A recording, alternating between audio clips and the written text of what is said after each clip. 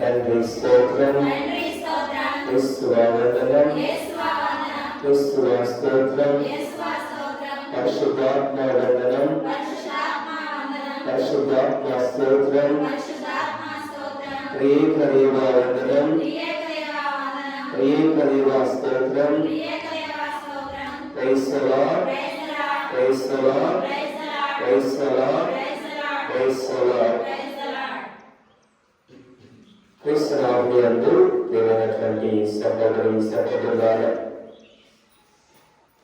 ఈరోజు మనము వాక్యాన్ని ఆలకించుకున్నాము. ఈ వాక్యం ద్వారా యేసుక్రీస్తు ప్రభువు తన దివ్యత్వమును ప్రదర్శించుతూ ఉన్నారు.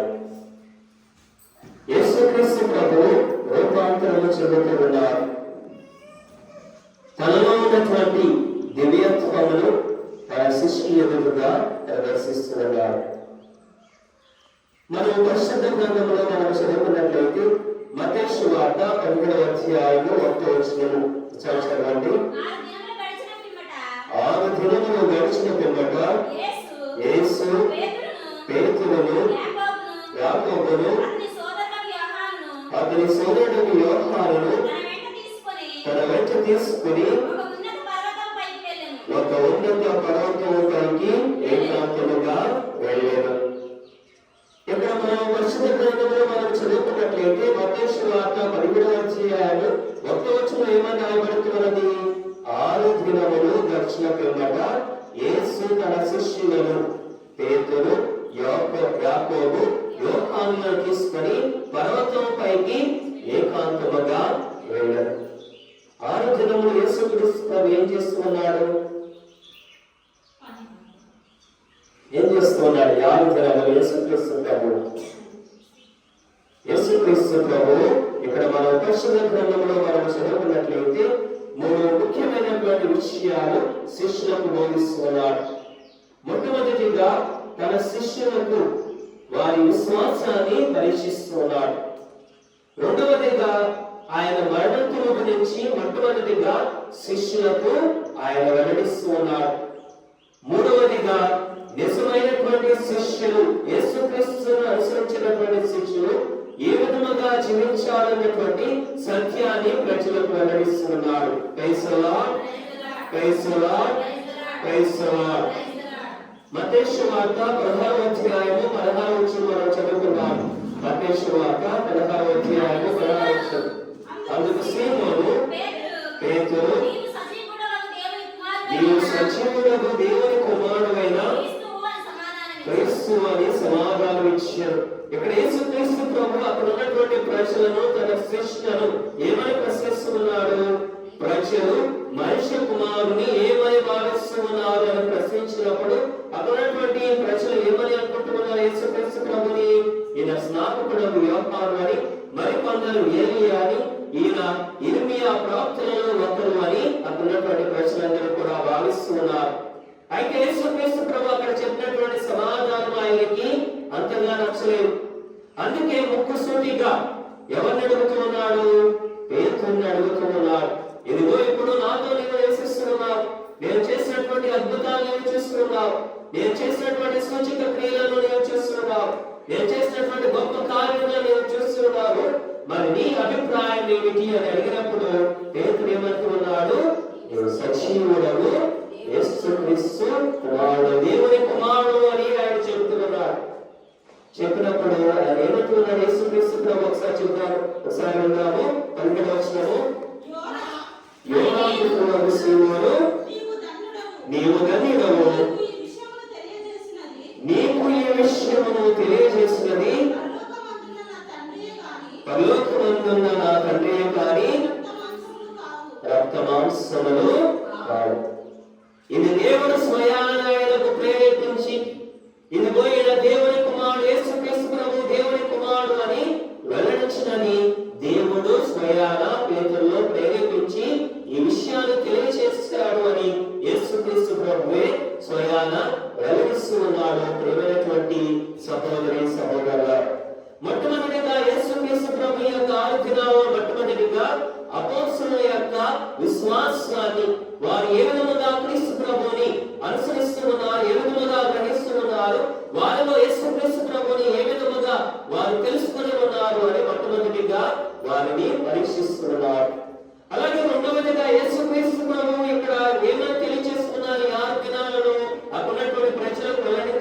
సత్యం ఏమిటి? ఆయనకు బహిరంగముగా ప్రజలందరి ఎదుటగా తాను పొందబోయేటటువంటి శ్రమలను, ఆయనకు వచ్చినటువంటి మరణమును, పునరుత్థానం గురించి మొట్టమొదటిగా శిష్యులకు వెల్లడిస్తున్నాడు. మత్తయి సువార్త 16వ అధ్యాయము 21వ వచనం ఒకసారి మనం చదువుకుందాము. అప్పటి నుండి యేసు శిష్యులతో తాను యెరూషలేమునకు వెళ్ళి పెద్దల వలన, ప్రధానార్చకుల వలన,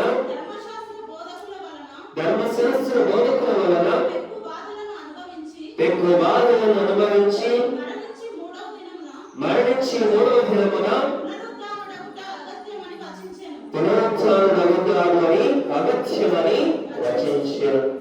ఇక్కడ మొట్టమొదటిగా బహిరంగముగా ఇదిగో నేను మరణించబోతాను అని ముందుగా తన యొక్క శిష్యులకు వెల్లడిస్తూ ఉన్నాడు.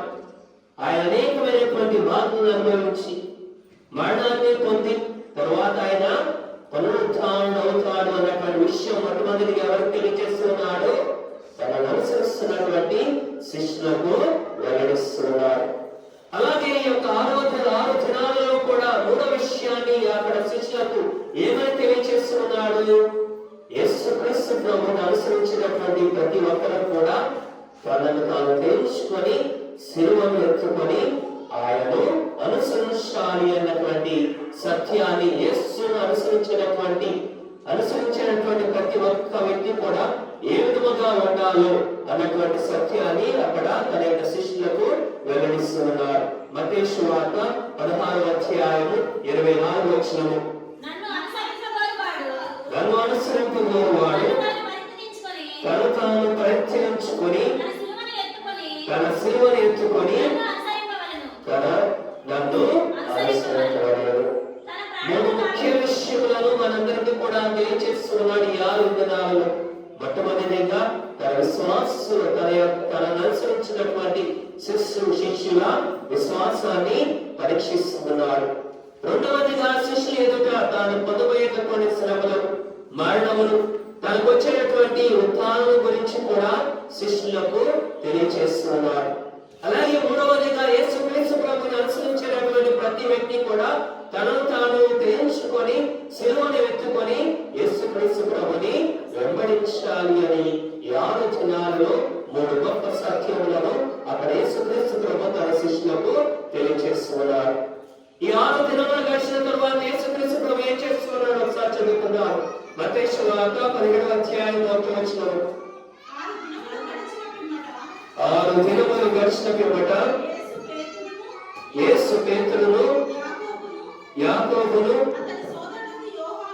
అతని సోదరుడు యోహానును తన వెంట తీసుకొని ఒక ఉన్నత పర్వతముపైకి ఏకాంతముగా వెళ్ళాడు. ఇక్కడ మనము చదువుకున్నట్లయితే 6 దినములు గడిచిన తరువాత యేసుక్రీస్తు ప్రభు తన వెంట ఎవరిని తీసుకెళ్తున్నాడు? పేతురు, యాకోబు, యోహానులను తన వెంట తీసుకుని వెళ్తున్నాడు. ఇదే విషయాన్ని మోషే మరి సీనాయి పర్వతం పైన పొందినటువంటి అనుభూతిని మనము కూడా గ్రహిస్తున్నాం. మన నిర్గమకాండం 24వ అధ్యాయం 1వ వచనం ఒకసారి చదువుతున్నాము. నిర్గమకాండము 24వ అధ్యాయం 1వ వచనము. ఆయన మోషేతో నీవు అహరోను, నాదాబు, అబీము, ఇశ్రాయేలు 70 మంది పెద్దలను నా కడకు రండు. ఇక్కడ మనము చదువుకున్నట్లయితే నిర్గమకాండములో కూడా ఏం జరుగుతున్నది? వారందరూ కూడా మోషేతో కొంతమంది 70 మంది అనుసరించి వారందరూ కూడా ఎక్కడ పెడుతున్నారు? పర్వతము పైకి వారందరూ కూడా వెళుతున్నారు. అలాగే ఇక్కడ మత్తయి సువార్తలో కూడా యేసుక్రీస్తు ప్రభు తాను ప్రేమించినటువంటి శిష్యులను పేతురు, యాకోబు, యోహానును తీసుకొని ఎక్కడికి వెళుతున్నాడు? పర్వతము పైకి వెళుతున్నాడు. మరి ఎందుకు పేతురు, యాకోబు, యోహానును మాత్రమే తీసుకుని వెళుతున్నాడు? ఎందుకు పేతురు, యాకోబు, యోహానును మాత్రమే తీసుకుని వెళుతున్నాడు? ఇక్కడ మనం చదువుకున్నట్లయితే మనకు మత్తయి సువార్త 16వ అధ్యాయం 18వ వచనం ఒకసారి చదువుకున్నాము. నీవు పేతురువు, ఈ రాతి మీద నా సంఘమును నిర్మించెదను. నరక శక్తులు దీనిని జయింపజాలవు. నేను నీకు పరలోక రాజ్యపు తాళపు చెవులను ఇచ్చెదను. భూలోకమందు నీవు దేనిని బంధింతువో వారి పరలోకమందును బంధింపబడను. భూలోకమందు నీవు దేనిని విప్పుదువో వారి పరలోకమందును విప్పబడను. మనము యేసుక్రీస్తు ప్రభు పరిచర్యలు, ఆయన చేసినటువంటి అద్భుతాలను, ఆయన అడిగినటువంటి ప్రశ్నలను మొట్టమొదటికి ఎవరు సమాధానం చెప్పేవాడు? పేతురు సమాధానం చెప్తూ ఉండేవాడు. పేతురు చురుగ్గా ఉండేవాడు. ఏది ఆలోచించుకోకుండా వెంటనే సమాధానం చెప్పేవాడు. యేసుక్రీస్తు ప్రభువు నీటి మీద నడిచినప్పుడు యేసుక్రీస్తు ప్రభుని అడుగుతున్నాడు, నీవు నాకు ఆనందించినట్లయితే నేను కూడా ఈ నీటి మీద నడిచినటువంటి ఈ యొక్క అర్హతను నాకు దయచేయమని అడిగినప్పుడు యేసుక్రీస్తు ప్రభు ఇదిగో నీవు నడువు అని చెప్పినప్పుడు పేతురు నడుస్తూ ఉన్నాడు. కానీ ఆ అలను చూసి భయపడి ఆయన మునిగిపోతే ఏమంటున్నాడు? ఓ ప్రభు నన్ను కాపాడు, నేను ఇక్కడ మరణిస్తానేమో అని భయపడుతున్నటువంటి సమయంలో ఏమంటున్నాడు? నీవు అల్ప విశ్వాసులు కాక విశ్వాసులై ఉండదు. అంటే యేసుక్రీస్తు ప్రభువు చాలా క్షుణ్ణముగా చాలా చక్కగా పరిశీలించినది ఎవరు? పేతురుని పరిశీలిస్తున్నాడు.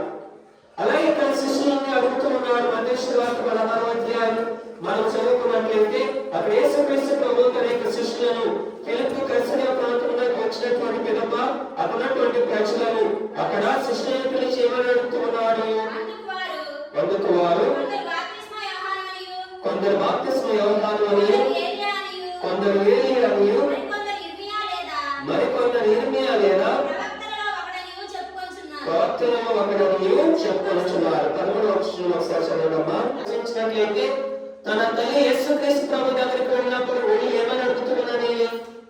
ఇదిగో నీ రాజ్యంలోకి వెళ్ళినప్పుడు ఒకరిని కుడివైపున మరి ఒకరిని ఎడమ వైపున కూర్చునేటటువంటి భాగ్యమును ఆశీర్వాదమును వారికి ఇవ్వండి.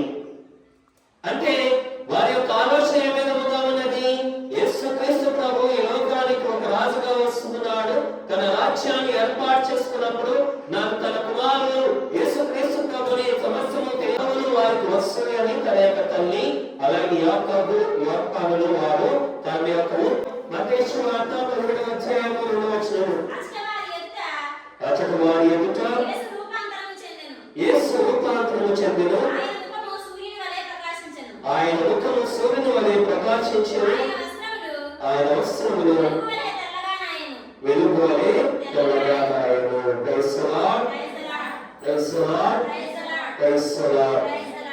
ఇక్కడ యేసుక్రీస్తు ప్రభు పర్వత శిఖరము కాబోలు పర్వతంలోకి వెళ్ళి అక్కడ తనను తాను తన యొక్క దివ్యత్వమును శిష్యుల ఎదుట ప్రదర్శిస్తూ ఉన్నాడు.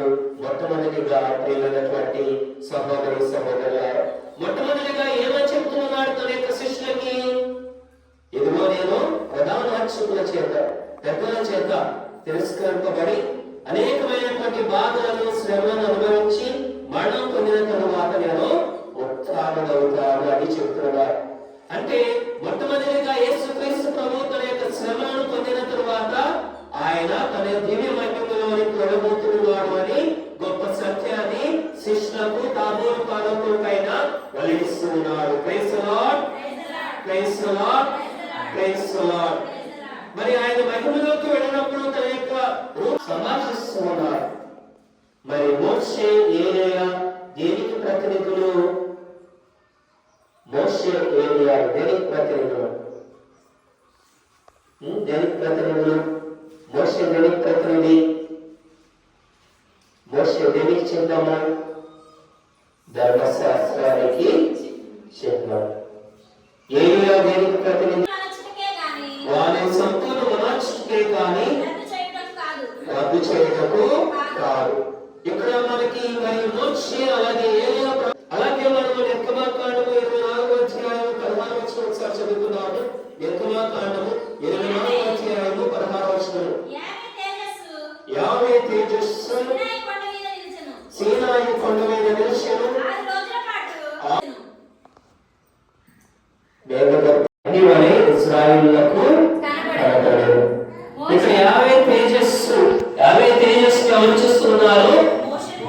ప్రవక్త చూస్తున్నారు. అలాగే మనము నిర్గమాకాండము 34వ అధ్యాయం 29వ వచనం ఒకసారి చదువుకున్నాము. నిర్గమాకాండము 34వ అధ్యాయం 29వ వచనము. నిర్గమాకాండము 34వ అధ్యాయం 29వ వచనము. మోషే శాసనము గల 2 పలకలను గైకొని సీనాయి కొండ మీద నుండి దిగి వచ్చినప్పుడు యావేతో మాట్లాడి వచ్చుట వలన అతని ముఖము ప్రకాశించుచుండెను. ఇక్కడ కూడా మనం చదువుకున్నట్లయితే యావేతో మరి మోషే మాట్లాడినప్పుడు ఆయన ముఖము తేజస్సు మెలమెల మెరుస్తూ ఉండేదని పరిశుద్ధ గ్రంథం మనందరికీ కూడా తెలియజేస్తున్నాం. అలాగే మనం ఇక్కడ చదువుకున్నప్పుడు యేసు రూపాంతరము చెందినప్పుడు యేసులో ఎవరి యొక్క దివ్య కాంతి ప్రదర్శింపబడుతున్నది, దేవుని యొక్క కాంతి ప్రదర్శింపబడుతున్నది. ఆయన సూర్యుని వలె ప్రకాశించెను, ఆయన వస్త్రములు వెలుగు వలె తెల్లగారాయను. Praise the lord, praise the lord, praise the lord. ఈ అనుభూతి పొందినటువంటి శిష్యులను పేతురు ఏమంటున్నాడు? అయ్యా ఇక్కడ చాలా చక్కగా ఉన్నది, చాలా ప్రశాంతముగా ఉన్నది, ఇక్కడే ఉన్నట్లయితే మనకి చాలా మంచిది అని గ్రహించి ఏమంటున్నాడు ఒకసారి చదువుకున్నాడు. అప్పుడు పేతురు, ప్రభు మనము ఇచ్చట ఉండటం మంచిది, నీకు అనుమతైనచో నేను నీకు మోషేకు ఏలీయాకు 3 శిబిరములను నిర్మించును అని పలికాడు. ఏమంటున్నాడు? ఇక్కడ చాలా చక్కగా ఉన్నది, ఇక్కడ చాలా బాగున్నది. ఈ అనుభూతి నా జీవితంలో నేను ఎప్పుడూ అనుభవించలేదు. ఎక్కడే ఉంటే చాలు, ఎక్కడే ఉండిపోయి మనకి ఒక నివాసం ఏర్పరచుకుందాం, మనకి నివాస స్థలమును ఏర్పరచుకుందాం. అందుకే కీర్తనకారుడు ఏమంటున్నాడు? 1000 దినములు అన్నిలో గడపడం కంటే 1 దినము నీ ఆలయములో గడుపుట శ్రేష్టము, మేలు అని మనందరికీ కూడా తెలియజేస్తున్నారు. అటువంటి అనుభూతిని ఎవరు పొందుతున్నారు? పేతురు పొందుతున్నారు. ఇదిగో ఇక్కడే ఉండిపోదాం మనం, ఈ అనుభూతి మనకి చాలు అని పేతురు యేసుక్రీస్తు ప్రభువు అని ఇక్కడ శిబిరాలను ఏర్పరచుకున్నారు అని అంటున్నారు. ఈ శిబిరం అనేది ఇశ్రాయేలు ప్రజలకు ఒక చిహ్నముగా ఉన్నది. ఇశ్రాయేలు ప్రజలు 40 సంవత్సరాలు మరి ఎడారిలో వారి ప్రాంతంలో వారు ప్రయాణించినప్పుడు వారు ఎక్కడ వారి నివాసాలను ఏర్పరచుకున్నారు, శిబిరములను ఏర్పరచుకొని వారి యొక్క నివాసములను వారు సేవను ఆ యొక్క శిబిరాలలో తీర్చుకుంటూ ఉన్నారు. ప్రియమైనటువంటి సహోదరి సహోదరులారా, ఈ విధముగా మనం చదువుకుంటూ ఉన్నప్పుడు మనకి ఒక దివ్యమైనటువంటి కాంతి యేసుక్రీస్తు పైన ప్రకాశించి ఒక వాణి, ఒక స్వరము ఈ విధముగా పలుకుతున్నదని ఒకసారి చదువుకున్నాము. అప్పుడు అదిగో ఆ మేఘము నుండి ఈయన నా ప్రియ కుమారుడు, ఈయనను గూర్చి నేను ఆనందభరితుడనైతిని, ఈయనను ఆలకింపుడు అని ఆ వాణి పలికాడు. ఇదే వచనమును మనం యేసుక్రీస్తు ప్రభువు జ్ఞానస్నానం పొందేటప్పుడు కూడా మనందరం కూడా వింటున్నాము. ఇదిగో ఈయన నా ప్రియమైనటువంటి కుమారుడు, ఈయనందు నేను ఆనందించుచున్నాను. మనకి యేసుక్రీస్తు ప్రభువు దివ్య రూపదారుల ద్వారా ఒక గొప్ప సత్యం వెల్లడవుతున్నది. ఇక్కడ 3 వ్యక్తులు ప్రత్యక్షమవుతున్నారు. తృతీయ సర్వేశ్వరుడు ఇక్కడ ప్రత్యక్షమవుతున్నారు. మొట్టమొదటిగా యేసుక్రీస్తు ప్రభు తన శిష్యులను తీసుకొని ఎక్కడికి వెళుతున్నాడు? పర్వతంలోకి వెళుతున్నాడు. యేసుక్రీస్తు ప్రభు అక్కడ మనకు కనిపిస్తున్నాడు. తరువాత ఒక వాణి అక్కడ మనకి వినిపిస్తున్నది. ఏంటి ఆ వాణి? ఇదిగో ఈయన నా ప్రియమైనటువంటి కుమారుడు. ఆ స్వరము దేనికి చిహ్నముగా ఉన్నది? పవిత్రాత్మకు చిహ్నముగా ఉన్నది. అలాగే యేసుక్రీస్తు ప్రభు రూపాంతరం చెందుతూ ఉన్నాడు. ఒకసారి మనం చదువుకున్నాము. ఆయన ముఖము సూర్యుని వలె ప్రకాశించెను, ఆయన వస్త్రము వెలుగు వలె తెల్లగారాయెను. అంటే ఆయన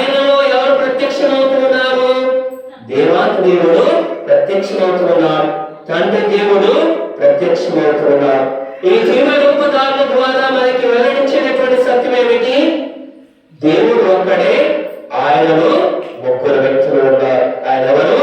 పిత, పుత్ర, పవిత్రాత్మ సర్వేశ్వరుడు.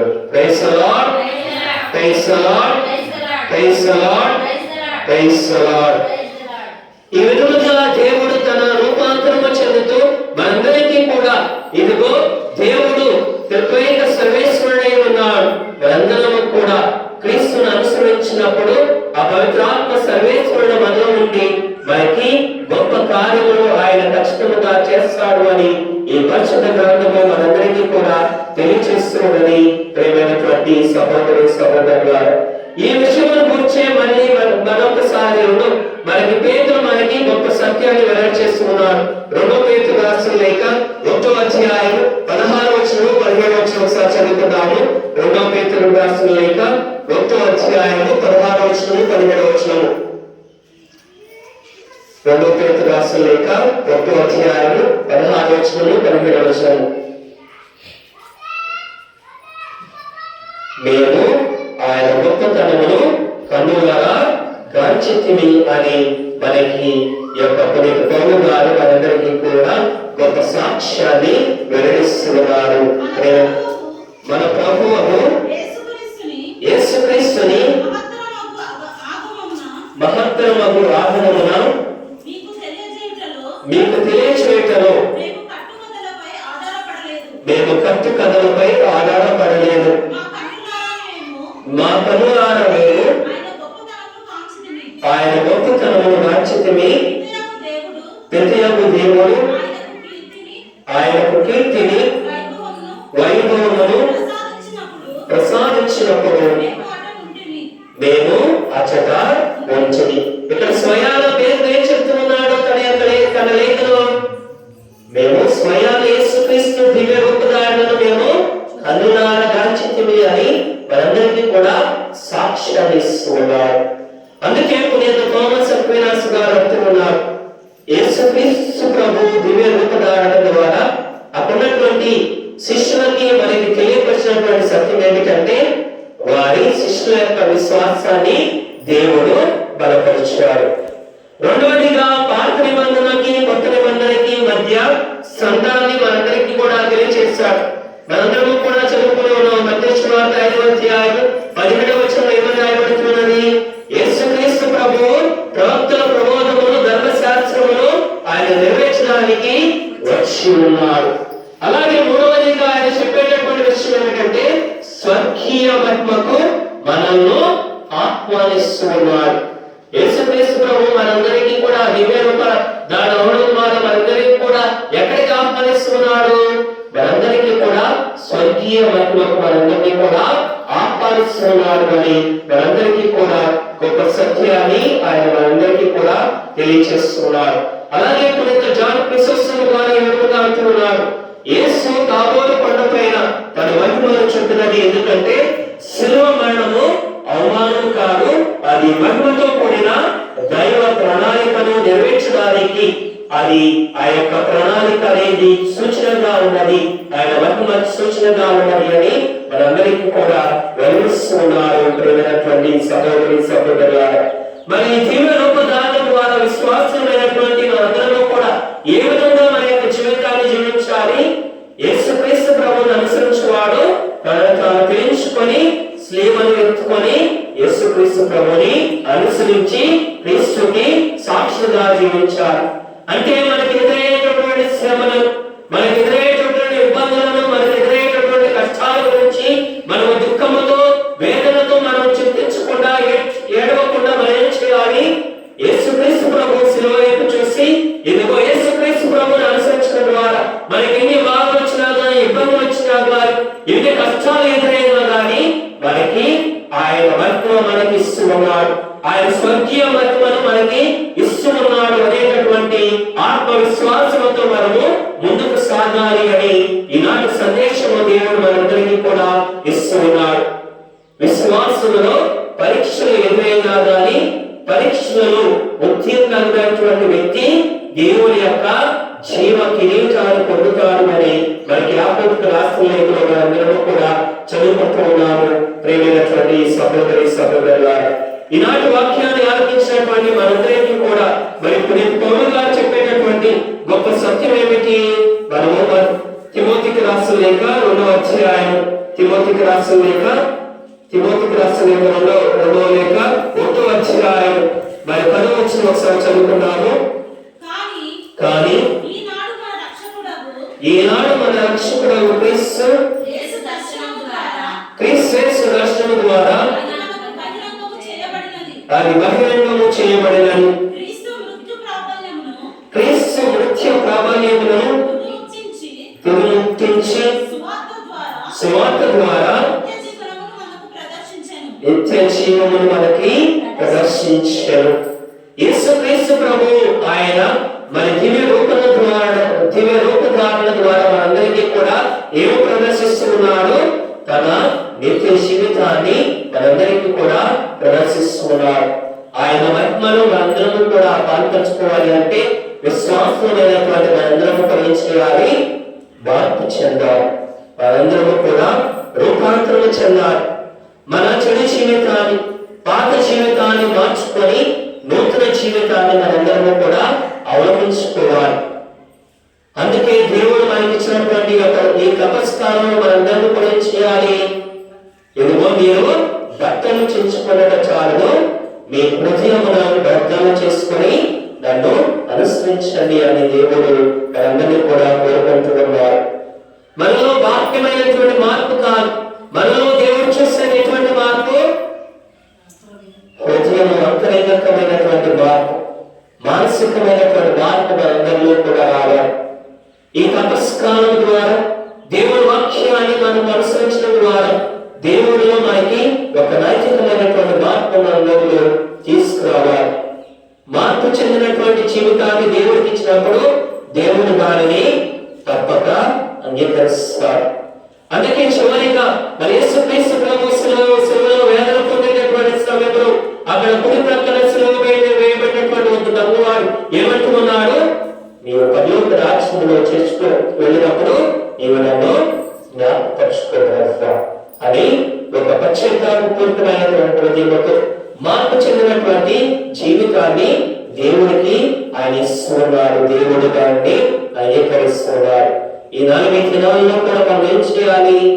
మనము దేనికి బానిసమైపోయి ఉన్నాము, దేనికి ఎక్కువగా ఆసక్తిని, ఎక్కువ సమయాన్ని మనం గడుపుతూ ఉన్నాము అని మనము గ్రహించాలి. మనము దానిని తెలియించాలి. దానిని మన జీవితంలో మనము త్యాగము చేయాలి. దానిని మనం విడిచిపెట్టాలి. మనం ఏదైతే అసమానమో, ఏదైతే మనల్ని బంధిస్తున్నదో మనము తెలుసుకోవాలి, గ్రహించాలి. వాటన్నిటిని విడనాడినప్పుడే మనకి సంపూర్ణమైనటువంటి మార్పు మన జీవితాలలో వస్తూ ఉంటుంది. మనం దేవుని వాక్యాన్ని ఆలకిస్తాం, ఆలయంలోకి వస్తాము, కానీ మనలో మార్పు అనేది ఉండదు. అందుకే లియోపోప్ గారు ఏమంటున్నారు? మీ జీవితాలలో ఉపవాసం అంటే ఏమిటి?